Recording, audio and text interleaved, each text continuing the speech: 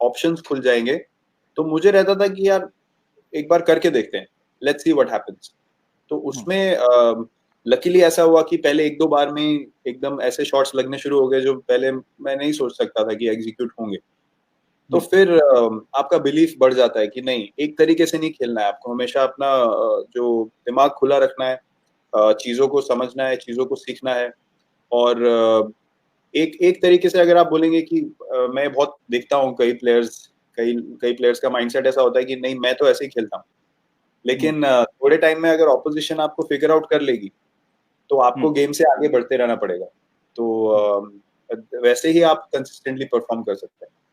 तो मेरा ये मानना है कि आपको ओपन रहना चाहिए, आपको किसी भी बैट्समैन को ओपन रहना चाहिए चेंज के लिए, पॉजिटिव चेंज के लिए। आप करके जरूर देखो, अगर नहीं काम करता है तो आप वापस बोल सकते हो कि नहीं, आई थिंक मैं अपनी तरीके से I want to carry forward. But अगर if it works then you understand कि जो भी टीम एनवायरनमेंट में है, जो कोचेस है, जो भी है, वो सब आपके भले के लिए बोल रहा है, आपके फायदे के लिए बोल रहा है, ताकि टीम को फायदा हो सके। तो आई थिंक वो एक की बात हो जाती है कि सामने किसी ने बोला यार चलो करके देखते हैं एक बार। सही बात है. Okay. So, Vedbet, the next question is how big you are on preparation. Like, do you like to hit a lot of balls? I've spoken to few of your teammates.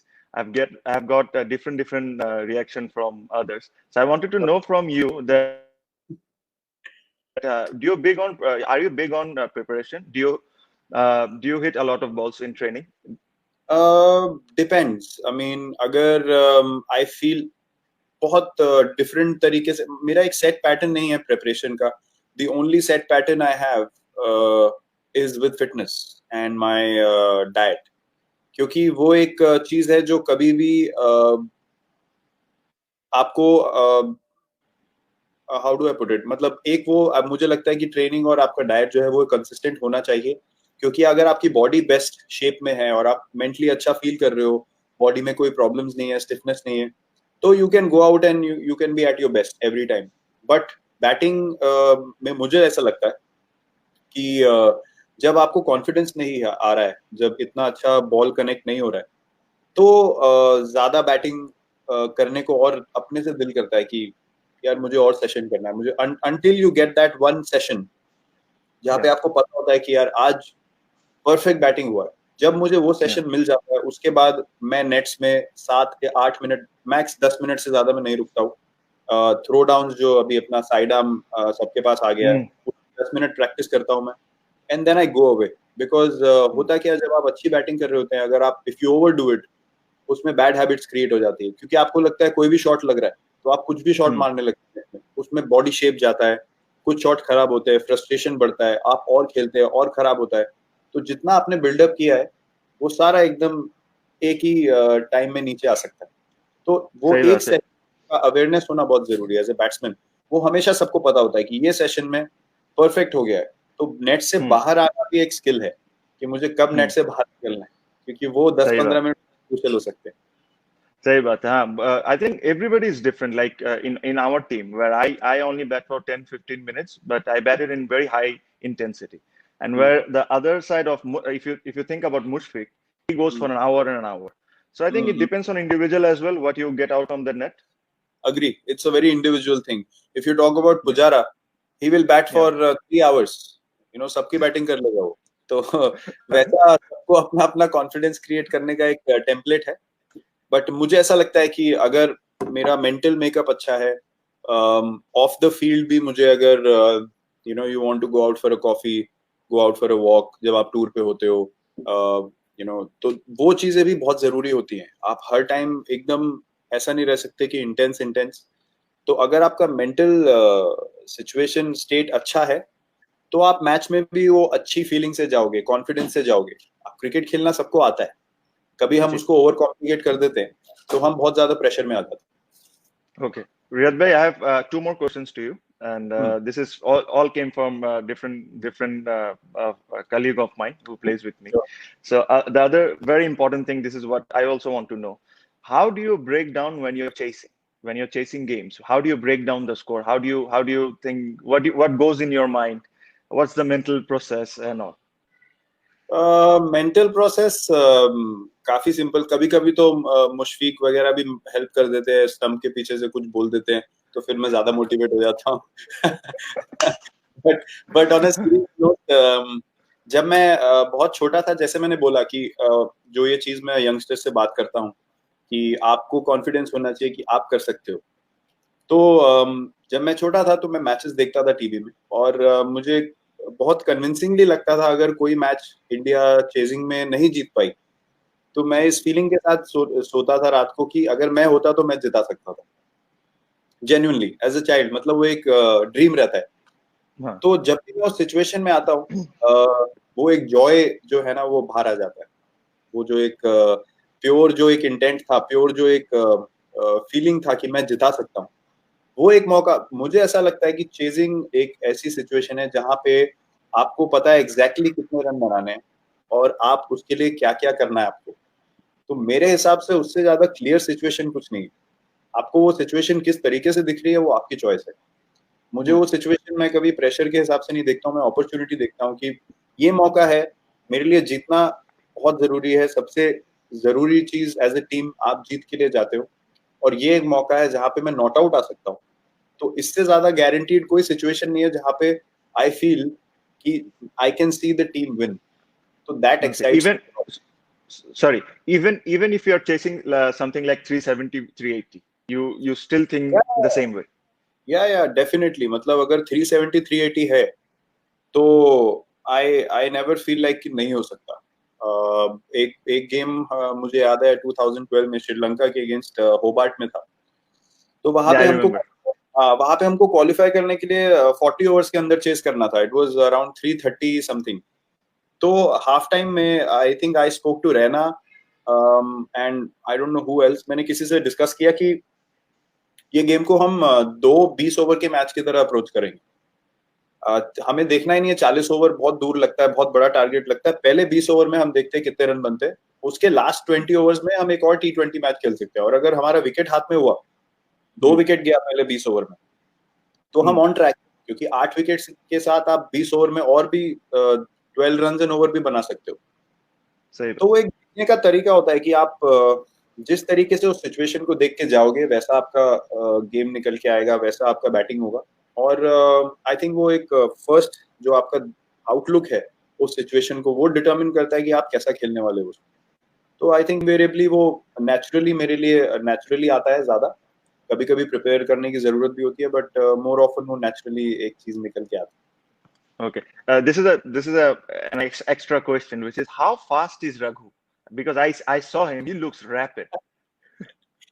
या मैंने बहुत बार बोला है ये, बहुत प्रेस कॉन्फ्रेंस में भी बोल चुका हूँ कि हम लोगों का फास्ट बॉलिंग खेलने का जो इम्प्रूवमेंट हुआ है 2013 14 15 वाले फेज में, वो उसमें मेजर कंट्रीब्यूशन रघु का है.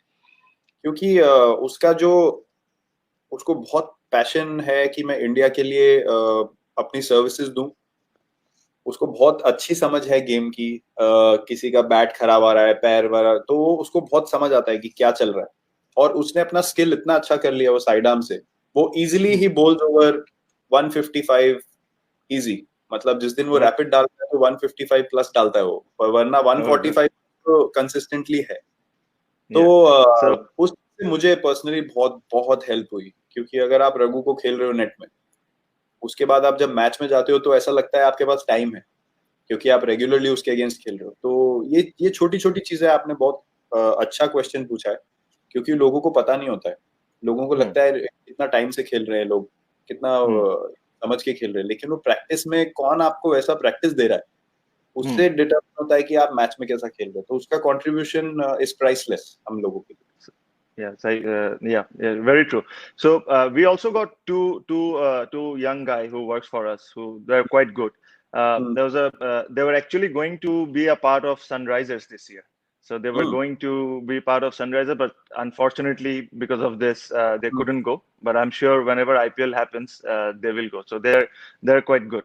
So so my last question to you is I'm not sure how you're going to answer this, but do you ever doubt yourself? do you ever doubt yourself that you're not good enough to like if you're playing a big game and then do you ever doubt yourself that no, I'm not good enough or something like this? This thing doesn't ever happen to you? To be honest game में नहीं, game में मुझे कभी doubt नहीं होता है. I everyone, I mean everyone who's human have their doubts, have their weaknesses, have their negatives.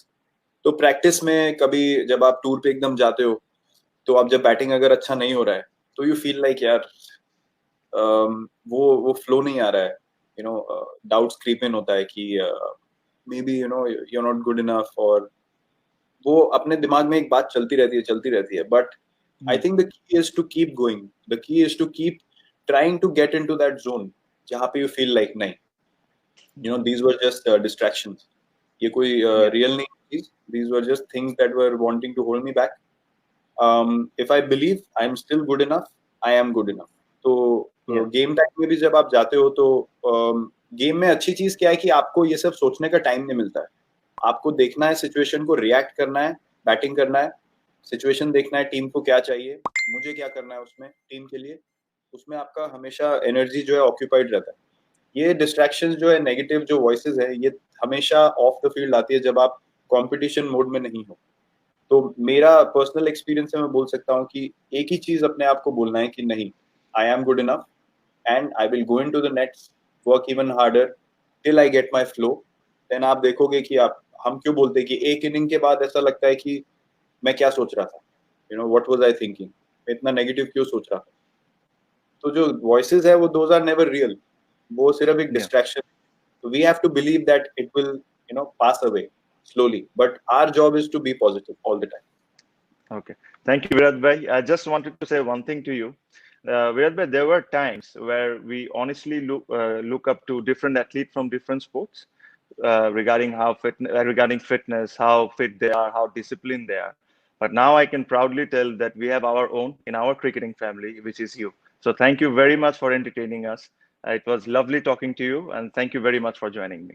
Thank you so much. That's very sweet of you, and I hope people feel better.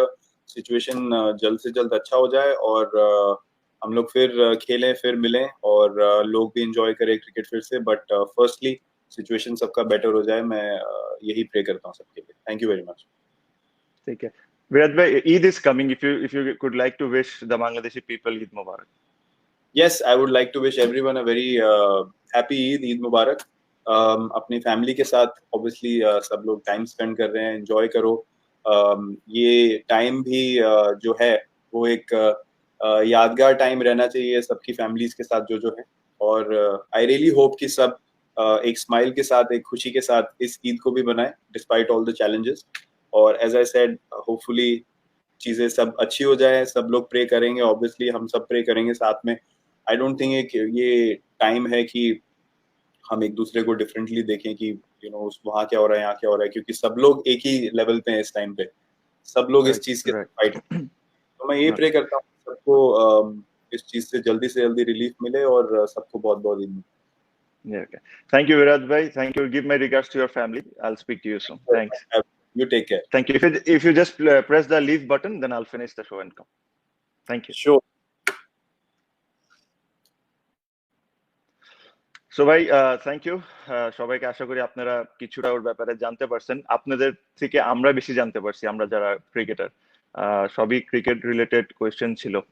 আমাকে আমার teammate অনেকেই বলেছে যে এইসব question করতে, but খুব বড় show করতে পারিনি. আমাদের মাথায় এটাও রাখতে হবে যে তার অন্য কমিটমেন্টও থাকে. But it was very nice of him যে আমার প্রস্তাবে সে একবারই রাজি হয়েছে. সে খুব মন খুলেও কথা বলছে আমার কাছে মনে হয়. তো এটাই. আর কালকের শোটা আমরা চেষ্টা করবো অনেক লম্বা করার. কালকের শোতে আমি এখনই ঘোষণা দিয়ে দিই, কালকেও একটা ছোট সারপ্রাইজ আছে. ছোট না, অনেক বড় সারপ্রাইজ. যেটা হলো কালকে আমাদের সাথে খালেদ মাসুদ পাইলট, মিনাজুল আবেদিন নান্নু আর আকরাম খান, এই তিনজন থাকবেন. আর স্পেশাল গেস্ট হিসাবে থাকবেন ওয়াসিম আকরাম. তো আমাকে অনেকেই কোচ যারা আছেন আমাদের লোকাল, ওনারা ফোন করে বলেছেন যে ওয়াসিম আকরাম থেকে যদি একটু বোলিং টিপস এর ব্যাপারে একটু আলাপ করা যায় তাহলে ওরা জানতে পারবে, শিখতে পারবে। তো আশা করি কালকেরটা শোটা আমরা লেন্দি শো করব, অনেক 99 ওয়ার্ল্ড কাপ নিয়ে কথা বলবো, ওয়াসিম আকরাম যেহেতু থাকবে, প্লাস ওই ওনারা তিনজনও ছিলেন 97 চ্যাম্পিয়ন্স আমরা যখন কোয়ালিফাই করি ওটা নিয়েও আমরা কথা বলবো। সো তো আজকে বিদায় নিলাম, থ্যাংক ইউ, দেখা হবে ইনশাল্লাহ, খোদা হাফিজ কালকে।